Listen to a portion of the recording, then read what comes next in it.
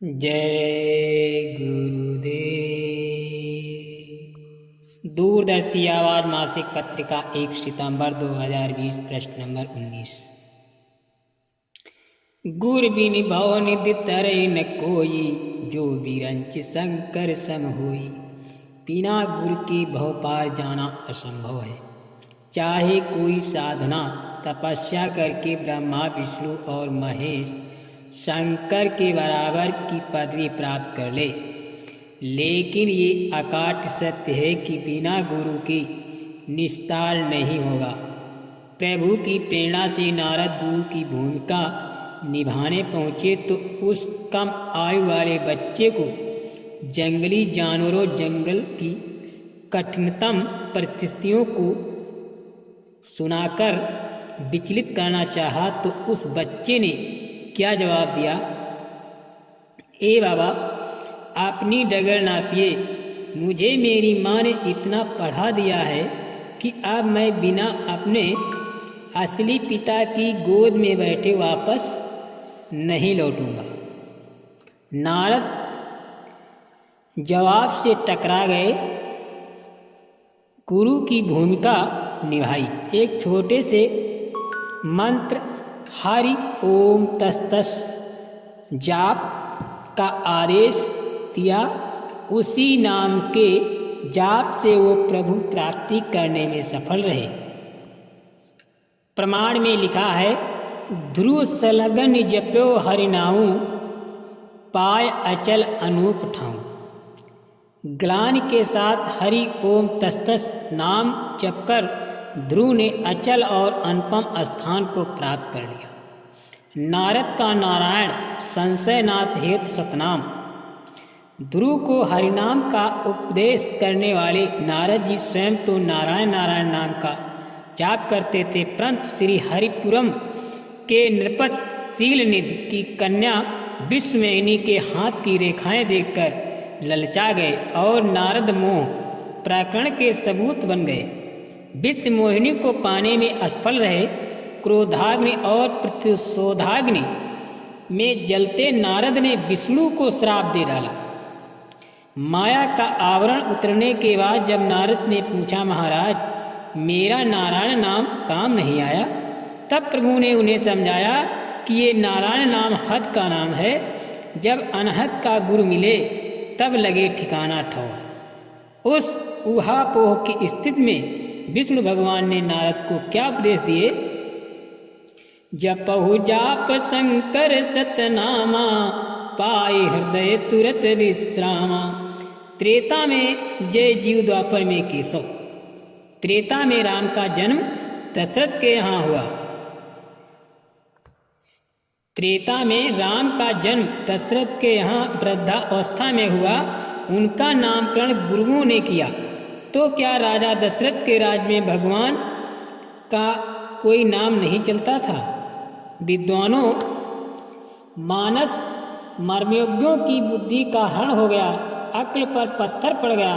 किताबों को शराब के नशे में पढ़ते हैं तो क्या विवेक रह जाएगा? तभी तो असली तथ्य और सत्य से वंचित रह जाते हैं। राम के राज्याभिषेक के दिन मंथरा की मत पर बैठकर कैकेयी के वरदान के बहाने राज्य का संयोग टलकर वन जाने की योजना बन गई। ऊंट की करवट बदल गई।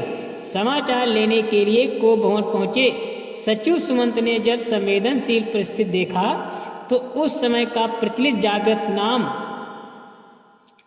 जागृत आम प्रमाण से किया जाने वाला जय जीव शब्द का उच्चारण कर अपनी उपस्थिति का बोध कराया था। कही जय जीव बैठ सिर नाई, देखी भूप गति गयो सुखाई। जोर से जय जीव नाम बोलकर सिर झुकाकर पकड़कर वहीं बैठ गए। राजा की हालत देखकर सूख गए।